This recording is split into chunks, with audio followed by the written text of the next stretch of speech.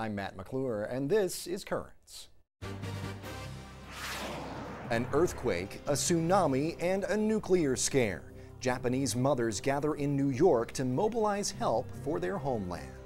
This isn't something Japan alone can handle, and we just wanted to let them know how much we care. Plus, it's Women's History Month. I sit down with Bishop DiMarzio to talk about the important role women play in the Catholic Church. The women are the faithful. They really are the majority of the faithful. And this goes not just the numbers of people who attend, but in all of the leadership issues of the diocese. And it's about much more than dollars and cents. We'll tell you about this year's annual Catholic Appeal. It is the #1 funding source of all of the ministries of our diocese.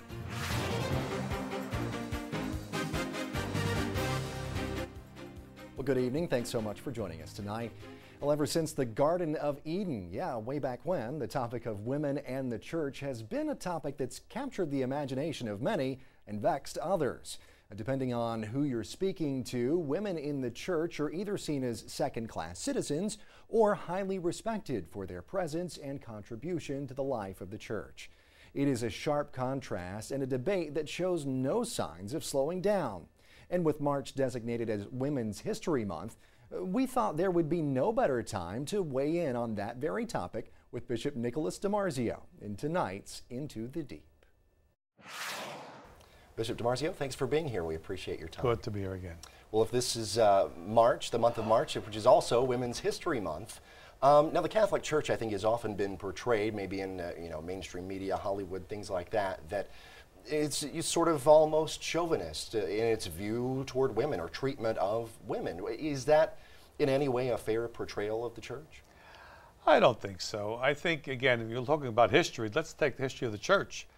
Church began around Mary. The apostles were in the upper room praying with Mary for the coming of the Holy Spirit. That's the birth of the church.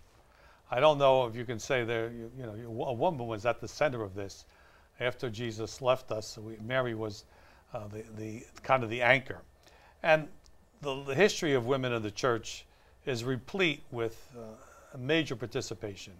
Christianity and Catholicism, as part of that, has radically changed the view of women from its very beginning. Jesus himself, his treatment of women was not what was the case in Jewish customs of the time. So he changed that from the beginning, and I think it's continued to be positive. At the same time, when we're living in an age where you have radical feminism, where the distinction between men and women seems to be forgotten, I don't know if you're ever going to satisfy people that have that attitude to say that we're chauvinistic. So I think there's a careful view of history says women have made the church, been part of the church, have a lot to say about the governance of the church. So I think we've got to look at history at this time. Sure. Well, one of the things that people, you hear a lot of the time in that criticism is, well, women aren't allowed to become priests or deacons, and they're not allowed to be ordained and to ascend to those higher positions in the church. What do you say to that? And could you maybe explain or clear up kind of why that is? Yeah, the Holy Father in his interview that he gave on the recently, and they put it into a book, I had a very good explanation, which I never heard before. Some people say, well, there were no women priests at that time, and so it was a cultural thing. He says, he said that's rubbish. He said, use the word rubbish, because the fact of the matter is, the religions at that time were replete with priestesses. So if Jesus wanted to have disciples who were designated as priests, to have a cultic role as the apostles did, he would have done it, because it wasn't out of tune with the time, certainly outside the Jewish religions. So that's not the case. The fact of the matter is, we are governed by Scripture and tradition. And in Scripture, we see no place that this ever happened. And in our tradition, it never happened. So that the church is incapable of ordaining a woman to the priesthood or the diaconate. Now, the diaconate becomes a bit of a blurred issue, because in the early church, there were women called deaconesses. It's not clear if they were ordained in the same way as men were. They certainly were not ordained to be priests. So that's probably lost in history. But clearly, it's not a slight to women. It's that there's a different role, and this is the way Jesus established the church. Sure. Now, very quickly here, talk just a little bit about some of the great contributions that women make here in the Diocese of Brooklyn. Well, again, I think women are more than half of the church. There's no question about it. Demographically, the females are always 52% of the population. And in the church, maybe there's 70% of the population. So the women are the faithful. They really are the majority of the faithful. And this goes not just the numbers of people who attend, but and all of the leadership issues of the diocese. Clearly, the role of women religious, of women in the laity who are taking up ministries. All of these are proof that the women make a tremendous, irreplaceable contribution to the life of the church in this diocese. All right. Well, Bishop DiMarzio, thank you so much for being here. We really appreciate it.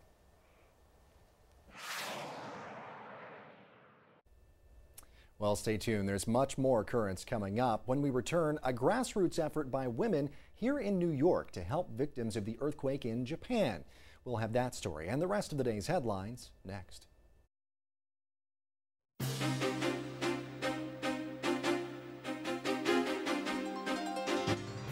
Welcome back to Currents. I'm Matt McClure. Coming up in just a bit, it's an annual appeal from the church in Brooklyn. But first, let's have a look at the day's headlines. Well, bishops in the Philippines say the situation in Japan confirms their worst fears about a proposed nuclear power plant in their country.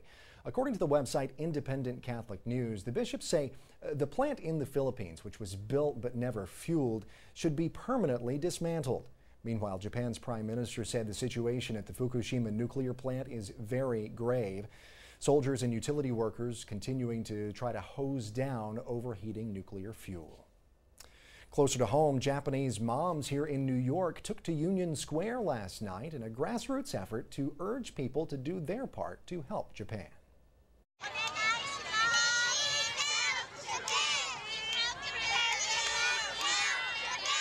We are here to support Japan, where it was attacked by a tsunami and a big earthquake. So we are trying to raise money to support them. This event appears to have been started by a bunch of moms, including my wife, who were, I think, able to relate to what Japanese moms in Japan and their children were suffering in the early days. And they began to email each other. They set up a Facebook page, and it really went viral. And this gave people who care a chance to come together. I sent one email, let's do something for Japan. Because this is something Japan alone can handle. And we just wanted to let them know how much we care. There's so much we can relate to these moms in affected area. We all heard on news that they have no diapers, they have no formula, and it's just heartbreaking.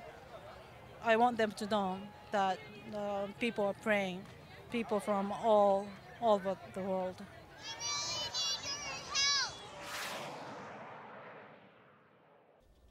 Well, yesterday's effort raised close to $11,000 for the Japan NGO Earthquake Relief and Recovery Fund. Well, meanwhile, as many as 500,000 people in Japan may be left homeless from the magnitude 9.0 earthquake, and the death toll has risen to nearly 7,000. In other news, the bill in Wisconsin that would severely curb the collective bargaining rights of most public employees will not take effect, at least not just yet. Reports say a judge there issued a temporary restraining order preventing the measure from becoming law. Wisconsin Governor Scott Walker signed the controversial legislation last week, saying it was necessary to close a $137 million budget shortfall. That came following weeks of fierce public debate. Wisconsin's Catholic bishops did not take sides on the issue, but they had called for everyone involved to move beyond divisive words and actions and work together. Well, turning to Arizona, that state's Senate defeated a string of measures aimed at curbing the rights of undocumented immigrants. Among other things, the bills would have denied citizenship to children born in the U.S. and to undocumented immigrants, that is, and also required schools and hospitals to check the legal status of students and patients before offering any services. Last year, Arizona's governor signed into law another immigration bill that generated heated debate. The law required police to question a person about their immigration status if the police officer had a reason to believe the person was in the U.S. illegally.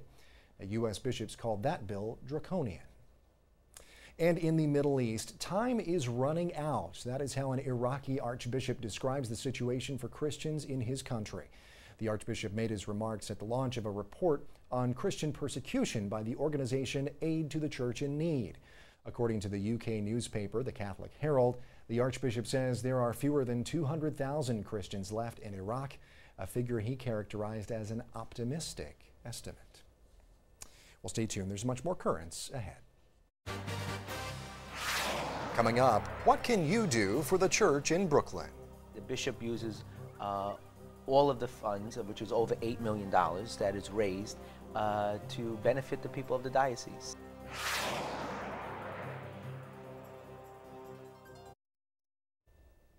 Welcome back. Well, it is that time of year again, the Diocese of Brooklyn's annual Catholic Appeal. And you don't just have to take our word for it, you'll actually see it here in the tablet. This is the latest copy of the tablet, the latest issue that is, and right here on the back, there it is. It says, "One bread, one body, one vibrant church." It's also contained in the tablet is an editorial on the annual Catholic Appeal by Bishop DiMarzio. So it's all right there for you in black and white as well. Now, each year the bishop launches this special fundraising effort, urging people to invest in the diocese and help support a wide range of ministries. Last year, your efforts raised $10.7 million. This weekend, the diocese will launch the 2011 appeal, and to learn more about it, we went to a familiar face for NET viewers, Monsignor Jamie Gigantiello, who not only is the co-host of NET's food show called Breaking Bread, he's also the Brooklyn Diocese Vicar for Development. He spoke earlier today with our Natalia Ortiz. Monsignor, thank you so much for joining us once again. Welcome back to Currents. You're welcome. I'm happy to be here. Thank you. So here, you're not here to talk about food today. You're here to talk about... No, we're not breaking bread. No, the annual Catholic Appeal as Vicar of Development for the Diocese. Yes. And so tell us a little bit about, in a nutshell, what is the annual Catholic Appeal for those who are watching who may not be familiar with this? Well, I think everyone in the diocese is familiar with it because it is annual. So, Okay. I mean, but hopefully more and more people will come to know about it and be part of it. It's an annual appeal, so it's every year. And it seems like we just ended in December 31st, and now we're starting again. But it has been very successful. It is the #1 funding source of all of the ministries of our diocese. The bishop uses all of the funds, which is over $8 million that is raised, to benefit the people of the diocese in all of the different programs and agencies that the diocese has. Okay, so let's talk about some of those programs and agencies that benefit from the annual Catholic Well, Appeal. first and foremost, I mean, right away today, the big thing is schools, scholarships. Our Catholic schools and our children are in need of scholarships. As you know, the costs have gone up and they go up every year, and there's really nothing we can do about that. But to help those students that are already in our schools and those that would like to come into our schools to keep our enrollment up. And as you know, as the enrollment stays up, you know, the costs stay the same. But as the enrollment drops, the costs go up and then more children cannot afford to go in. So we give out, basically, we give out over $8 million a year in scholarships to children. And over 6,000 children are able to get a scholarship. And that means that they fall below the poverty level. Right. They come in from homes that really have a total household income of $28,000 or less. Now, some of the other programs that caught my attention were, for example, the Migration Office. Right. What kind of services do they provide? Well, as you know, we are a diocese of immigrants, and this diocese was made up of immigrants. Our ancestors are now all the new wave of immigrants coming from South America and Asia and all over the place, and we have to outreach to them. And a lot of times, like, the parish was, for our ancestors, the first place where people came to with their faith and with their needs. And the parish migration, the Diocesan Migration Office serves those needs. It helps them first to, a lot of them need status here, and they need paperwork done, and, to become citizens. Perhaps and a little guidance through right, the guidance process. what to do, right. Okay. And then also what programs are available to them. I see. From the state, from that can help them. What programs are available to them from the diocese and what we offer. We have a school where we actually train them with some vocations, some vocational skills, whether it be in the food service industry or perhaps in cleaning or whatever, painting. I didn't know that. Oh yes, and it helps them to learn a skill, and then they're able to go out into the workforce and at least get a job and really get themselves established. So I mean, we're there to help them legally if they have legal issues.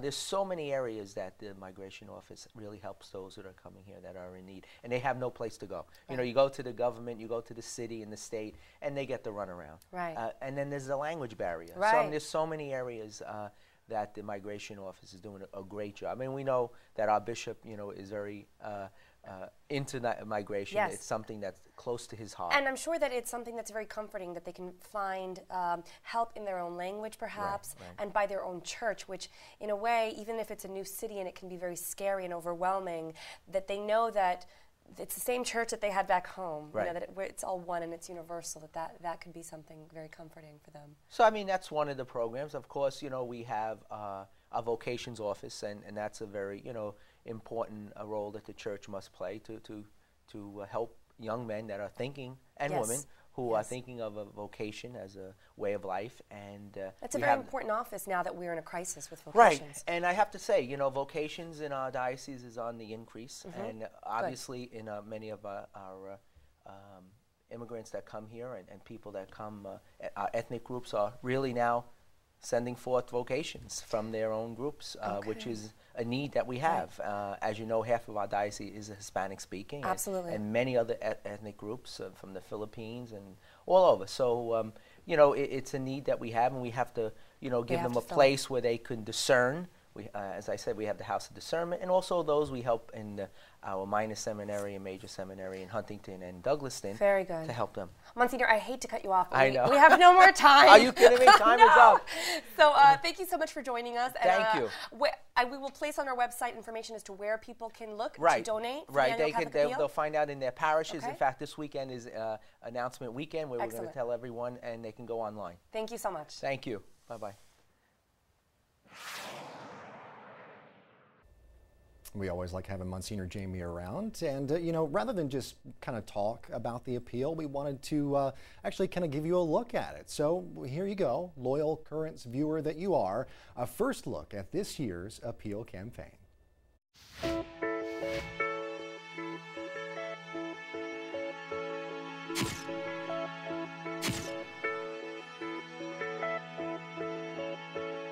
The Diocese of Brooklyn is made up of many people, cultures, and many traditions, but we are all united by one truth, one faith, one church, a church that cares, supports, and serves one another.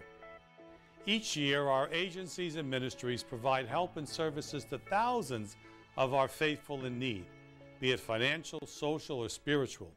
Here are some of the ministries that have been helped by your generosity to the annual Catholic Appeal. The House of Discernment is really a blessing for the diocese. It's really an opportunity for men who are thinking about the priesthood, and through prayer and discernment, after a year, they should know whether or not they're ready for the next step. I've been here for 2 months, and it's been a great 2 months. I feel much more clear on my discernment. And everything is amazingly provided for you. Certainly, vocations are very, very important, and it is our responsibility here, my responsibility, to encourage all of the people of God to discover their vocation. The annual Catholic Appeal is definitely very important through that, and that we can fund this amazing house. And this is all through the parishioners, their donations. Every little bit that somebody can give will allow this wonderful program of priestly formation and discernment to continue. The Lay Ministry Program is a 3-year program that prepares men and women as lay pastoral leaders within their parishes in a volunteer capacity. I plan to apply what I've learned in a much better way now. Before, I was preparing services and I was helping out at the parish as best I could. now I have the confidence to know that I know I'm doing it the right way. It helps us to keep the tuition at a low enough level that the laymen and women can afford, and also allows us to offer scholarships to help those parishes and men and women who otherwise wouldn't be able to afford to attend the program. The importance of donating to the Catholic Appeal is great, especially now in this time. Many of my classmates and myself included are unemployed, and we're doing our best to cover our fees for the tuition, but still it's really needed out there for many of us to go through this program. The more people are in the program in our parishes, the easier the work gets for us, because it's a lot of work in each parish that is then able to be divided among many. Pastoral Care Department, we are chaplains who provide spiritual and emotional support. The presence of a chaplain gives a lot of solace, gives a lot of support, gives a lot of comfort to the sick and also their families. Fortunately, because of the Bishop's Annual Appeal, the diocese is able to provide a priest to serve in the capacity of a professional chaplain. If I can take you back to the ministry of Jesus Christ, it is known that he was very much concerned with the poor and also the sick. We are in need of funding because we need to have people who are trained to be able to listen, to hear what's happening in people's lives, and to respond professionally to them so that they feel that they are being listened to and that somebody cares and that their church really does care about them at this time. Catholic Annual Appeal really is very vital to this ministry, in the sense that if the diocese is privileged to be supported by the people. Well, I believe that the primary mission of the office is to be an advocate on behalf of the senior priest. Currently, there's 38 men residing in the Bishop McGoverill residence. There's approximately 142 living in the world, and that could be in rectories or in private homes or with family. If they have a need, they call the office, and the office has a responsibility to try to be there and help them. At Bishop McGoverill, we've been able to put in a doctor's office and a physical therapy office, and those offices are open to all the senior priests, whether they live here or not. These men have earned, in my eyes certainly, have earned the opportunity to live here and to be taken care of a little bit, and to be comfortable and to have some peace of mind. I ask the people of the Diocese of Brooklyn to be generous, because the annual Catholic Appeal helps to underwrite and ensure that peace and security. The Catholic Migration Office is in their 40th year of serving the community. As we know, this is the Diocese of immigrants. Thousands and thousands of people that have come through our agency, and we'd help them. We have different services: immigration services, legal services, and housing. So I started with the student visa, and then to transfer to the H-1 visa, the Catholic Immigration Office helped me with that. And then after 6 years with the H-1 visa, I have the right to apply for the permanent residence. The Catholic Migration Office was very efficient and very organized, really, in my whole process. Through the Catholic Annual Appeal is that the Catholic Migration Office could continue helping immigrants. That's when we need your help. If you are helping us already through these past years, through this appeal, please continue to do so.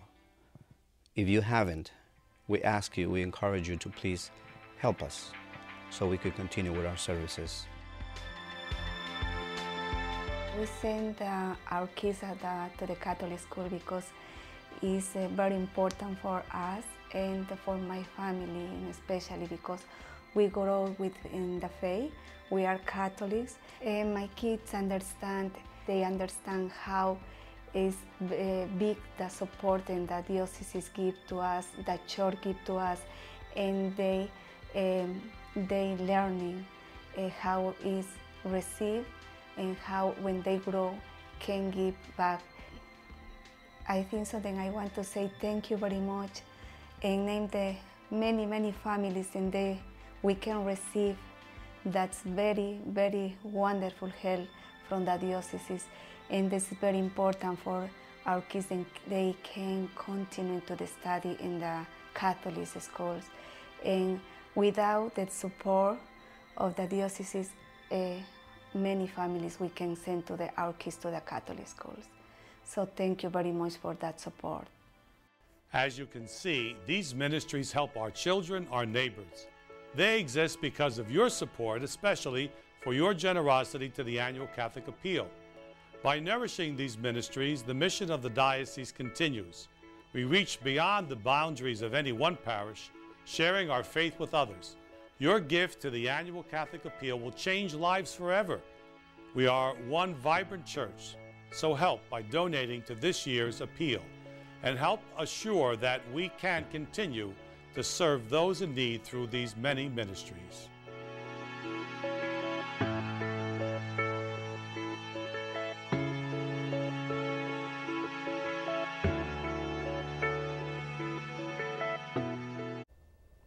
Well, there you have it, the annual Catholic Appeal, and it's nice to see all of the wonderful things that happen in the Brooklyn Diocese. You've got Catholics throughout the diocese caring for the young, the old, the poor, the sick, the immigrants. Anyone who needs help can find it in the Catholic Church. So there you go, annual Catholic Appeal. Well, that is it for this edition of Currents. Be sure to check us out online over the weekend. We're at currentsny.net. We're also on Facebook and on Twitter if you would like to join us there. Thanks so much for watching. For all of us here at Currents, I'm Matt McClure. Have a great night and a great weekend.